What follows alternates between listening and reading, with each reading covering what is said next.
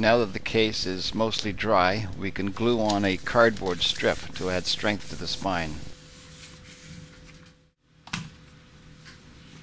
The case is 6 inches wide, the book is 5 3/8 of an inch wide, and it needs an extra 1/4 of an inch border.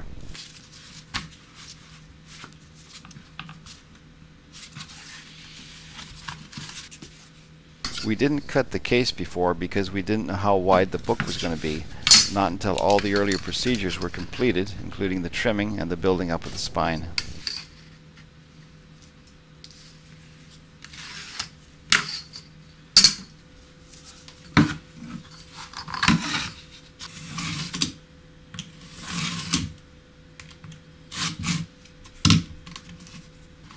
After checking the book to the case to make sure there's a 1/4 inch all around, the next step is to attach the case to the leather. Once you've aligned the leather to the case, allowing for a border of leather all around the work, draw a single strip of glue along the back, attach the leather, and let the whole thing dry for up to an hour. The procedure has to be clamped so that nothing will shift during the drying process. The rectangles of bookboard are absolutely necessary for every procedure from here on. That's because the leather is extremely soft and will absorb and reflect any impression.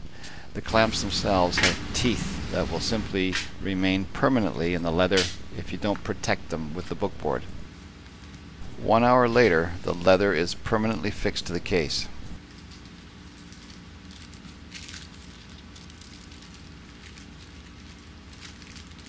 Insert wax paper between the case and the unattached book. Then glue down the leather to the boards, front and back.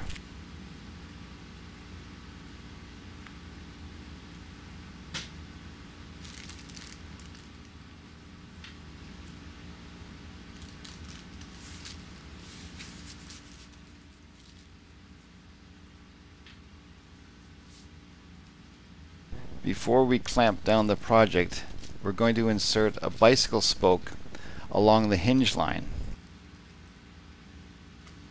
This technique was an adaptive procedure in this project only. You won't find it in any bookbinding instructions. The spoke will leave its impression along the hinge line as the glue dries and while the pressure is maintained.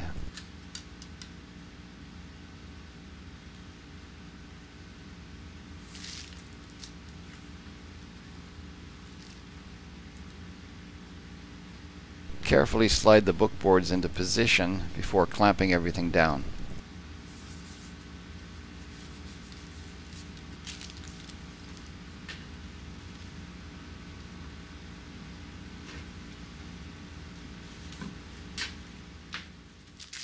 Wait for 8 to 12 hours or even longer before starting the next procedure.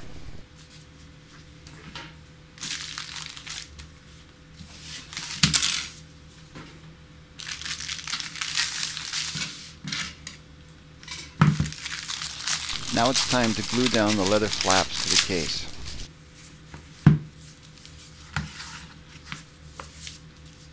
Cut one 45-degree angle away from each corner. Cut a wedge of leather on a long side of the case so that the cut line is parallel with the spine. Do the same thing all around the book. The first flaps that you're going to glue are on the long side of the cases, on the top and the bottom. Here you can see that the long side of the case has a wedge of leather removed from each side so that the flap on the long side can simply be folded over onto the case.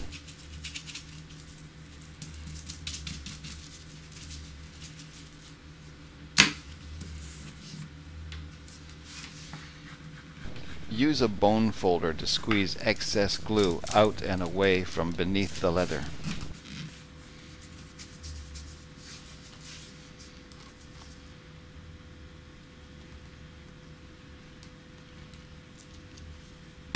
The general rule for gluing leather is that less is more. If you use less glue, you'll have more sticking power, Otherwise, if you use more glue, you'll have to keep pressing and pressing and pressing until the glue finally dries and begins to stick.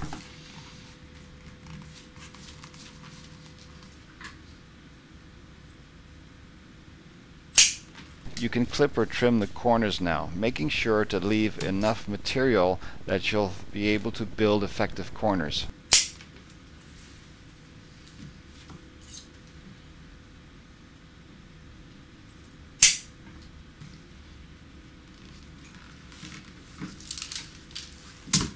Fold the unglued side, make your cut between both pieces of leather, remove the two wedges of leather, and make sure both pieces fit together neatly.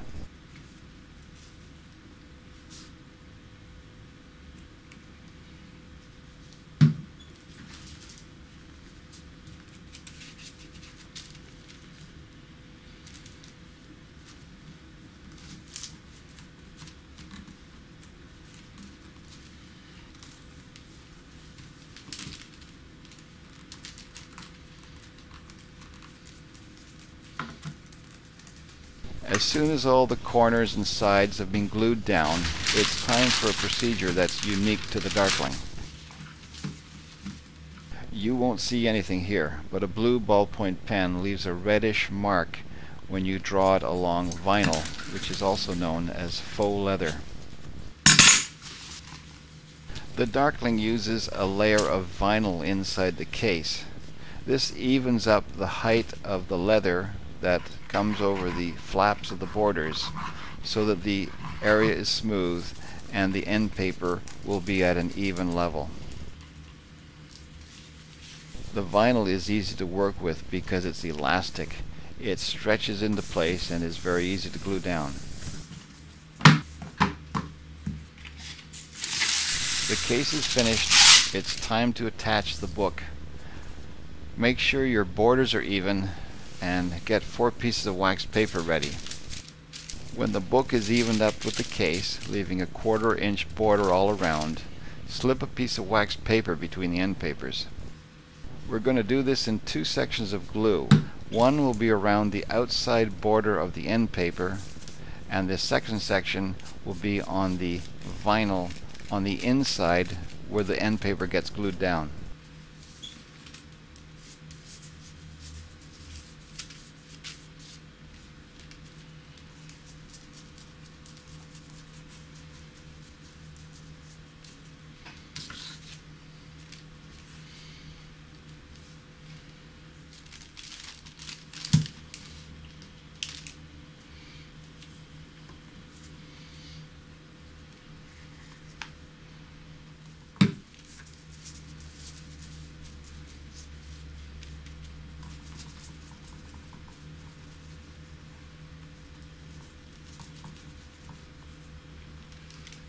After you finish gluing each side, remove the heavily glued piece of waxed paper. Then, using a damp paper cloth, lightly clean the inside of the book. Then replace the waxed paper with a fresh piece in preparation before the clampdown.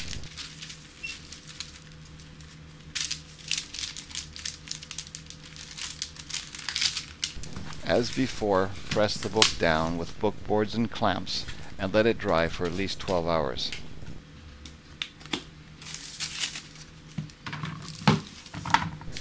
"12 hours later, you can take off the book boards and the clamps. The book is ready to inspect.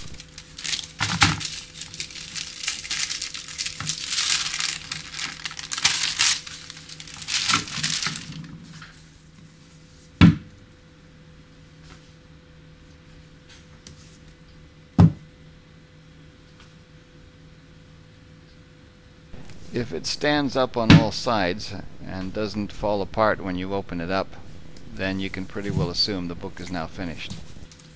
The final video, for anyone interested, gives some information on production costs and equipment.